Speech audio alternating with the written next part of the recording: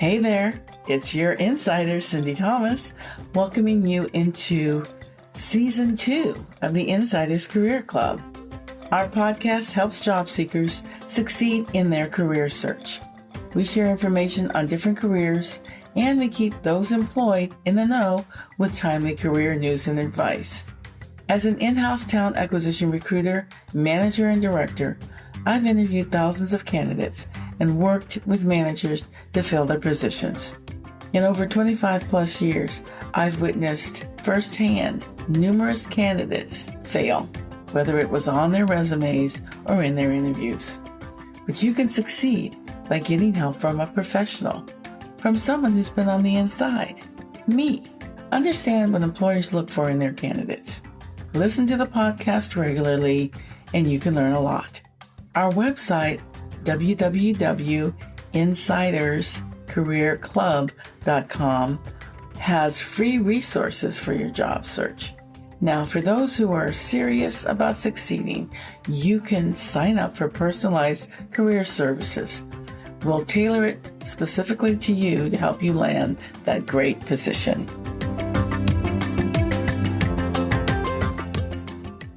Hey there, insiders. Our special guest today is Sonseeahray Tonsall. She's a broadcast journalist, and she describes herself as that person who's doing the job they wrote about on their college application essays. She graduated from the #1 ranked school in the U.S. for journalism, Northwestern University, and her job's taken her all over the world to an open field covered with the debris from the Space Shuttle Columbia, to the devastated streets of NOLA's, that's New Orleans, Louisiana's 9th Ward after Katrina, and to the Great Wall of China to file a blog post. It's also put her into the sparsest living room for the honor of someone sharing their family's stories. She's worked in Minnesota, West Virginia, and Arkansas, and is delighted to be back home in her home state working in Sacramento, California. She's won the Edward R. Murrow Emmy and several other awards. She loves helping with homeless and food pantry options because it can be the nick-of-time solution that redirects someone's life. If she had more free time, she'd travel more with her father. Together, she and her dad have been fortunate enough to attend 5 Olympiads together, and would like to go to every set of Olympic Games. Insiders, stay tuned. On Tap is an exploration into the everyday life of a broadcast journalist. So, Sonseeahray, thank you so much for joining me today. And I would like to start off by having you tell us a little bit about yourself. So where you've grown up and talk a little bit about your family. Well, I am a Bay Area baby, born in Berkeley, but raised in Oakland. And I am an only child. Nobody ever believes that when they meet me, because I guess a lot of only children they think is very selfish and not very interested in other people or what other people are doing. And that's nothing like me. So credit to my fantastic parents. I've always been very interested in kind of all things creative, of which I very much consider writing and storytelling on all kinds of different levels to be. Okay. So when did you realize that you had a talent for writing? I don't know that that's something I particularly realized. I just always did it and kept doing it and enjoyed it. It's not like I have all, these creative writing awards from elementary school or something like that. It was just enjoyable. A lot of people dread the essay portion of any assignment or something like that in school. And that was always a joy to me and relatively easy. That was never, not that it wasn't a challenge, but it wasn't like something you consider doing like begrudgingly or something like that. I think I'd like to disclose something to our listeners. We are related. Sonseeahray happens to be my niece. So I'm just have her on the call. Just wanted to let you all know that. Since you knew that you liked writing, when did you decide to focus that in on the news industry? Well, I was always in love with Jane Pauley. who was on the Today Show when I was little. And then it, went from Jane Pauley to Katie Couric, being on the Today Show in terms of the, lead anchors. And that was just like, oh, that's amazing. I was just always going to do that. I was really always going to write books. And so news was the thing I was going to do to sort of bread and butter it in the meantime. Okay. I guess we just haven't gotten to the writing book stage, but that's kind of like how I had thought about it to begin with. Okay. All right. What does your day look like? Because I'm sure there's some people that may be interested, from our viewpoint of those that are not on the inside looking out. It looks very glamorous, but give us an idea of what your day looks like when you go into the studio. I would dare say if people really got what actually happened, they would think about it very differently for those very few minutes that they see someone in a local news broadcast. Obviously, everything gets, ratcheted up in terms of resources and staffing and salary when you get to the national level where you're thinking about something like the Today Show that's at the top of some, national broadcast. And it could be the Today Show. It could be, CBS This Morning. It could be any of those kind of level of broadcasts or anything that's on the cable channels. But when you talk about starting in television, you generally start at a very small market. That means a market that's like, probably 150 or higher. There are about 206 television markets in the country.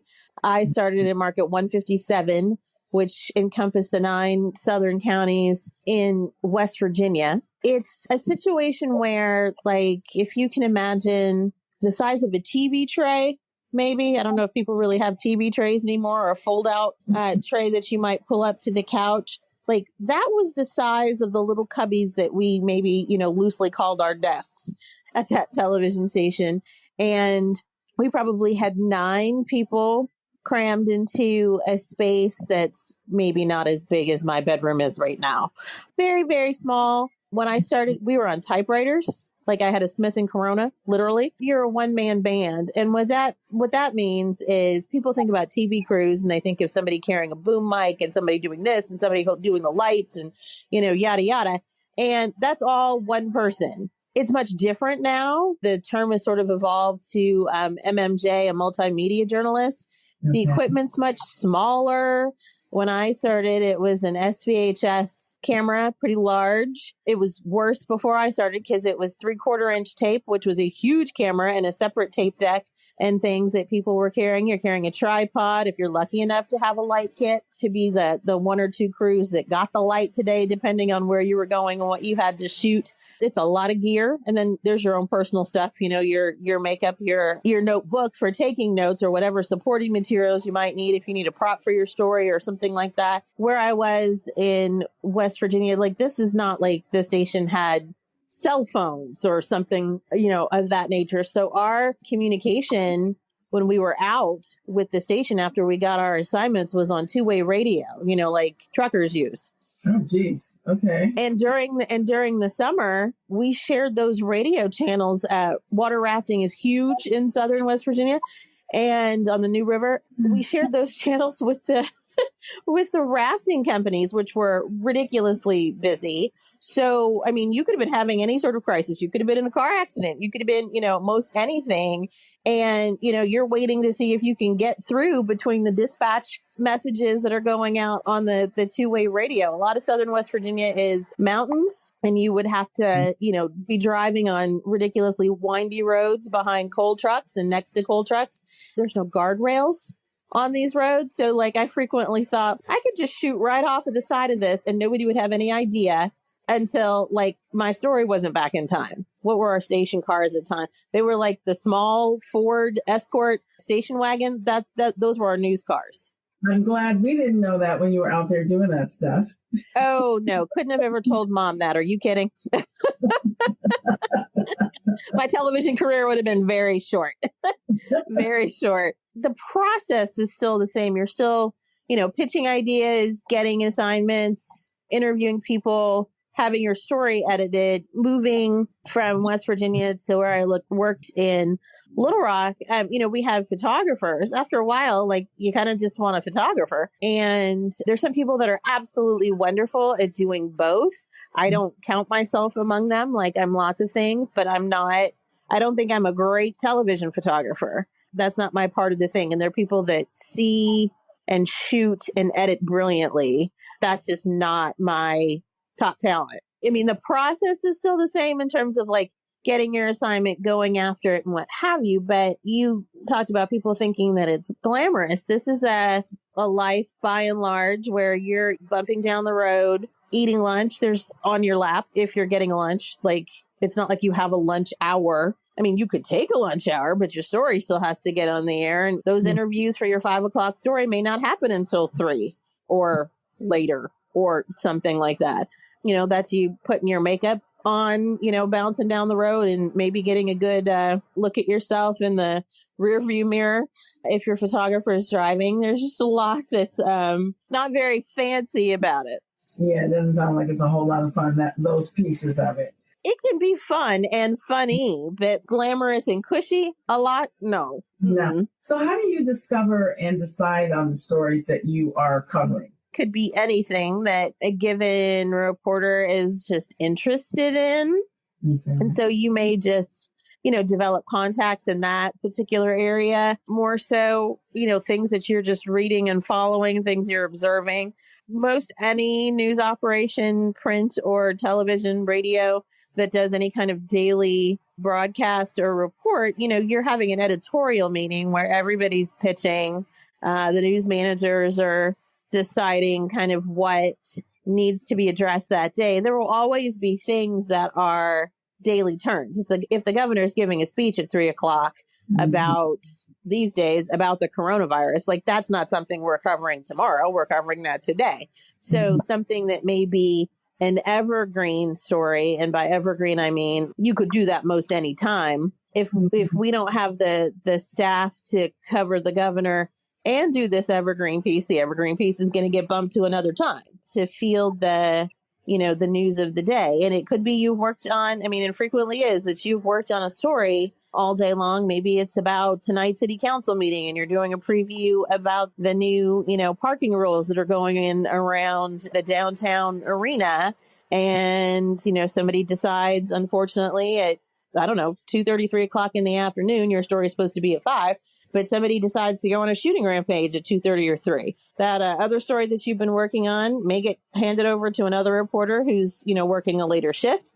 It may get bumped down from a full reporter story to what we would call a VOSOT, which is VO for video and SOT for sound on tape. It would be a shortened version of what you worked on all day, and you're off to go chase the breaking news. That's one of the things that people love. You will never come in and have 2 days that are the same. So what makes this attractive to you and fulfilling? In general, it's always fun. There are lots of things that look impossible at 8:30 in the morning that are a conquered mountain by, 4:55, 5 minutes before you go on for your live shot. You know what I mean? And that is, a personal challenge. There's some stories that are very difficult. They're difficult to tell. They're complicated to tell. Being able to break those sorts of things down, being able to get the interview that nobody else got, getting someplace first and getting on with it before anybody else. There's a lot of adrenaline. And sometimes the big accomplishment is just with all the pieces of something beating the clock, and actually being able to get it on. Sometimes the clock beats you. Equipment fails, you fail. Stuff goes down and you don't make your time slot. That does happen. But the other thing that is critical in any news operation is diversity of perspective. If you were to go back and look at the news that I grew up with, now, local news, very different than a lot of spaces in the country because I was watching local news in the Bay Area, which is an incredibly diverse place to begin with. So there were lots of different kinds of people reporting on local stories and bringing those ideas in. But if you were looking at national news at that time, by and large, you were looking at 3 white men on the 3 dominant stations because we were not in this world of 1,000 different cable stations that everybody was looking at, or podcasts that they were listening to, or web whatevers that they were listening to for their news. There were some pretty standard sources, and they were most likely on a national stage covering all the same kind of big stories of the day that were happening in the world. And rightly so. You can't ignore that stuff just because the next guy is also doing it. But it's very important in a world that is so diverse that you have newsrooms, and newsrooms are still struggling with this, as even with how much better they've gotten, still struggling, that you have newsrooms that reflect the communities that are around them. I mean, just think about in the social realm and the social justice movement that's come to the fore in a different way in the last few years. Imagine the stories that are pitched, local stories that would be pitched that might be tied to people's reaction to what happened to George Floyd in a newsroom that had no people of color in it versus a newsroom that did. So let me ask you this with regard to all these different channels to get your news.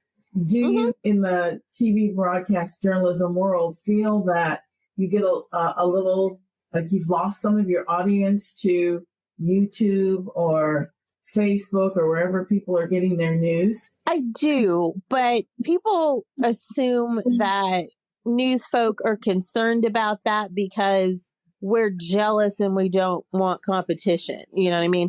And that, for me personally, and for the people that I know, that's not it. I think it is a wonderful thing that cell phones and YouTube and all these different outlets, in addition to the ones done professionally, that cell phone video and all that kind of thing have made citizen journalists out of anybody who wants to pick up and record. To reference back to George Floyd, if it were not for the teenage girl who recorded that, might the world have ever really known about what happened on that street? Probably not a whole lot. The narrative would have been very different, as opposed to having that incontrovertible narrative presented by that video. Everybody recording and posting and what have you, to me, has blurred a lot of the lines between what people think is news or accept as news and what is really news. Yes, you have a lot of people that are, have their web production on a ton of different platforms. Could be Instagram. They're doing an Instagram cast or something like that, or a regular Facebook cast. A lot of those people do a great job. But the vetting and double checking and looking for the other sides to things that happen between a lot of those presentations and actual news journalists, very different. And I think people lose that is part of what we do. There are also a lot of sort of mainstream, some people call them mainstream, some people don't, broadcasts that are, on very well-established cable or on regular news that blend a lot of opinion or allow a lot of opinion into their presentations, their stories, their reports. And I don't feel like that's right either. There are a lot of blurred lines. The other thing with all of the cable and citizen sort of posting of takes on different things happening in the community, people use a term like infotainment. Real news, that's not entertainment. It's not supposed to be entertainment. I think that people have to think critically about that. The other but issue that I find with the fact that we have all of these outlets, it allows people to live in their echo chambers. And that can be very dangerous, to listen to a lot of different sources. And you may have 15 of them, downloaded onto your cell phone that you check in with every day. But if they're all of your same viewpoint and you never listen to anything else, there's not a lot of learning necessarily that goes on. And I think people have just gotten very comfortable with that. I understand why.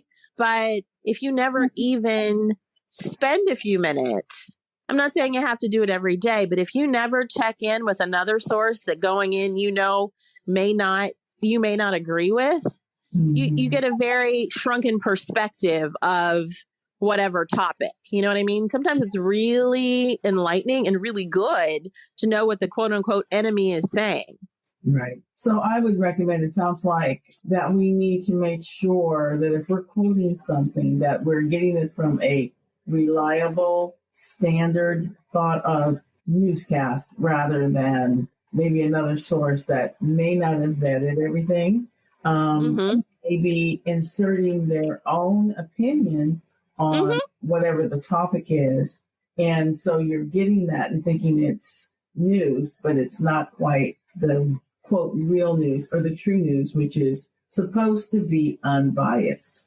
Right. People are very, married to their Facebook pages. We've just lived through coming up on our third 12-month period, starting our third 12-month period dealing with the pandemic.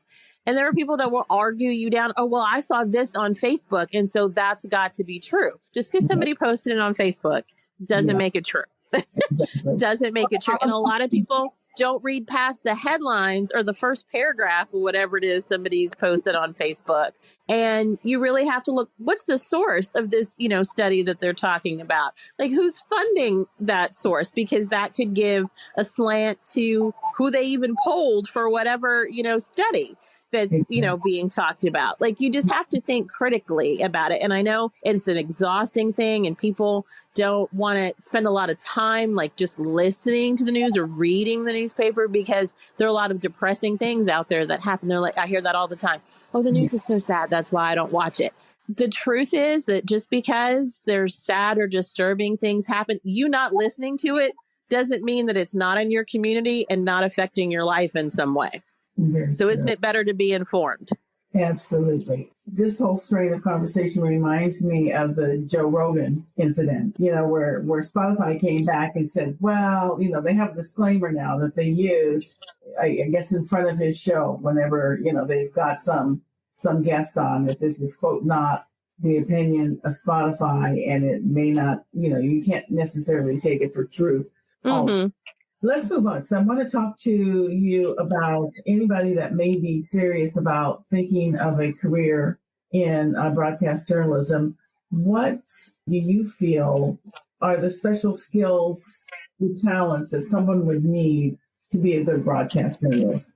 First off, you have to be curious about everything. There are lots of people that specialize. You may, have played, tennis in high school and college. So you want to work for the tennis channel, and there is such a thing. So you could spend your whole career doing something like that. Or perhaps you also, in addition to getting a journalism degree or an English degree, you've also gone to law school. So maybe you want to work for Court TV, or you want to be a local station's, legal eagle. But if you're going to do general assignments, you sort of become a specialist in whatever it is you're reporting on that day. Most staffing situations at television stations right now do not have just a crime reporter or just an education reporter, or more and more they have, kind of somebody that focuses on politics. But, if something's blowing up down the street, they're going to get pulled to do that potentially instead. So you have to be curious. You have to be well read. You have to be willing to, kind of keep your head, your ears on a swivel and see what it is that people are talking about, what it is that people are concerned about in your area. Like, just everybody's on their phone in the grocery store line. You would be surprised at the stuff if you aren't looking at your phone and you're just like eavesdropping what people are talking about in line, the things that you hear that people are concerned about that's in your neighborhood. That's a story. So I think being curious is the biggest thing, being flexible, because, the news is on when you're at home making Christmas dinner. People are working. You also would have to be a person who could maybe have to work holidays, probably have to work the weekends, probably have to work strange hours. I mean, it's a lot in that respect, like, first responders, when everybody else is like, ooh, I don't want to go outside. The weather's terrible. It's this, that, and the other. That's when we go to work. And work extended hours. That's the other part of that, not necessarily, glamorous. When it's 110 degrees, we're out there. When it's 13 degrees, we're out there. Let me ask you this. I'm going to assume that this is correct. Everyone that is working, for the most part, I'm going to say 99.9% of people that are working at a television station these days has gone to school to be a broadcast journalist. There are exceptions, because I'm thinking about the guy on CBS this morning that was a football player. I don't know what he majored in school, but now he is doing morning news with Gail and Tony. That's what I watch in the morning. Would you say that that's pretty much true, that you really do have to have a degree in journalism, broadcast journalism? A lot of different schools call it a lot of different things. Yeah. And there are a lot of different ways to come at it. The blurring that I talked about with the sort of infotainment thing, part of television is ratings and getting people to watch. And if at that level of what you're talking about on CBS this morning, they can pluck a face that's familiar to a demographic that they think will watch because of that. Obviously, there was a belief, we can teach him to do the rest of it. There was a period of time in television where there were a lot of beauty queens, like, Miss Americas and Miss whatever the state was that, ended up getting hired because they were able to bring that draw. Like, people already know who this is, so they'll come to us because they know this person. They feel familiar with this person. And that's really what it is. It's a relationship between, the folks on one side of the screen and the folks on the other. That's what they're looking to build on. And hopefully that's what they think will bring viewers back, is their relationship. But in terms of it being necessarily broadcast journalism that someone has majored in, it could be a lot of different things. It could be journalism, period. My degree is not broadcast journalism. It was a journalism degree. And that was because, obviously, of my focus on the writing and the research and all of that. And so that's the route that I went. A lot of people who work in this business come through something that was more like the production. I went to Northwestern University, and the program at that time was called Radio, TV, Film.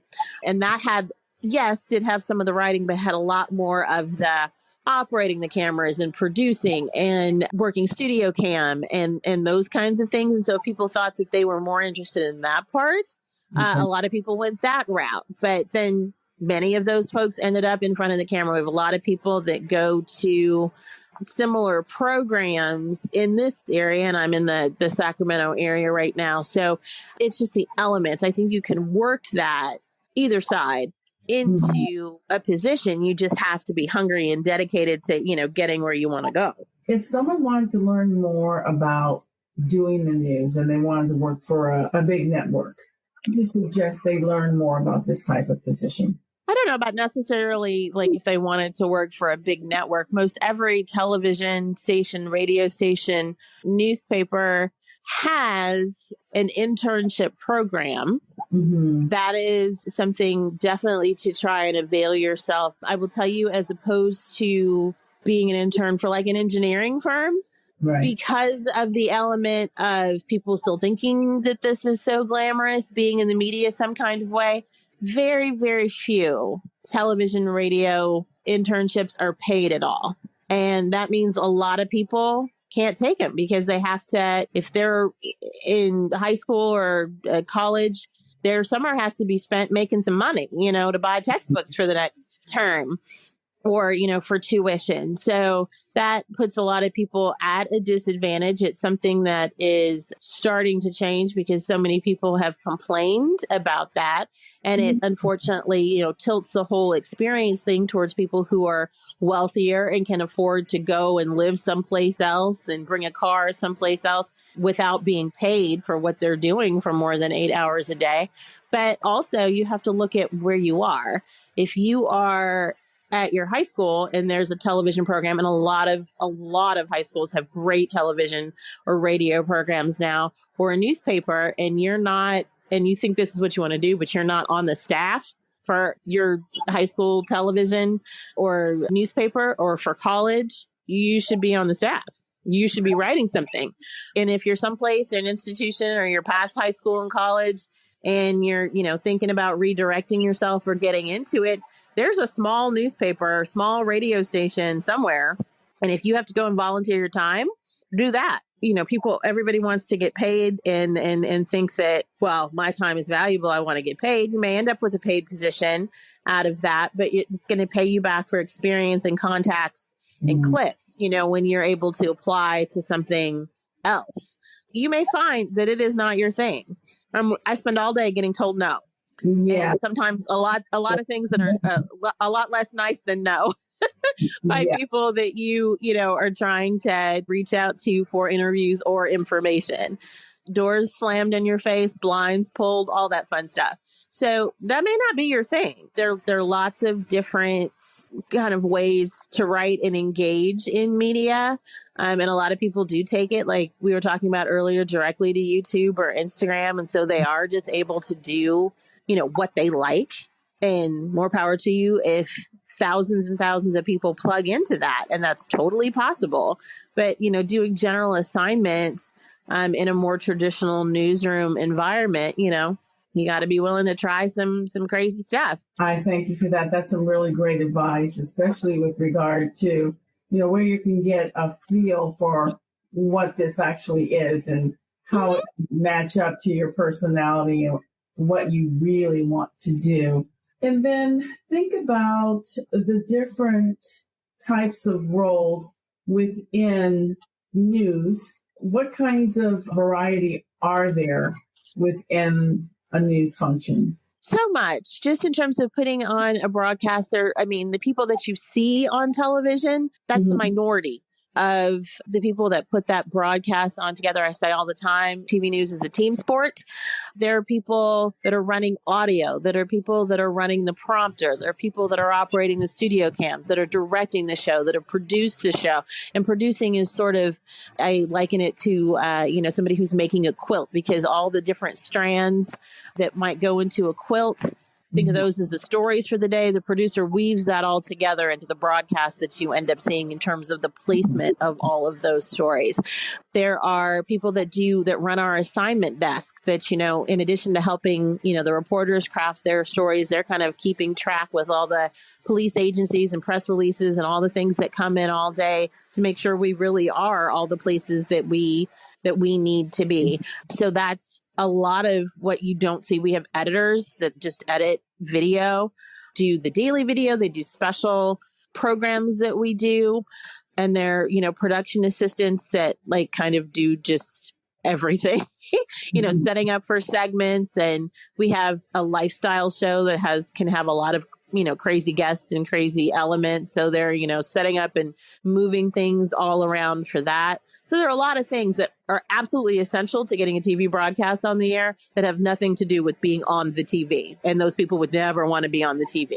But there's a home for those folks in TV because they make it happen. Oh, okay. Sounds good. Sounds like there's a lot of variety there. Well, Sonseeahray, thank you so much. I appreciate your time. I'm sure that the listeners will have learned a lot from, hearing what goes on in a newsroom and just all the things that you're up against. So I am just so pleased that you decided to join me today. And maybe in the future, we'll be able to have you come back and talk some more about some of this stuff. Thank you so much. So glad you joined us today. If you enjoyed the podcast, please like us because your ratings matter. We'll be bringing you new podcasts every 2 weeks on the first and third Wednesdays. My goal is to help you, my valued listeners, in your job search and continue to help you right on through your work life. To make that happen, though, your support is needed. By listening regularly, we can keep this going. But you can also help by sharing the podcast with your network of friends, family, and coworkers. Ask them to listen. We're on Apple and Google Podcasts, Spotify, Stitcher, Pandora, iHeartRadio, and so many more. Not so podcast savvy? Tell them they can go to listen on our website at www.insiderscareerclub.com. I appreciate your support. Stay safe and take care.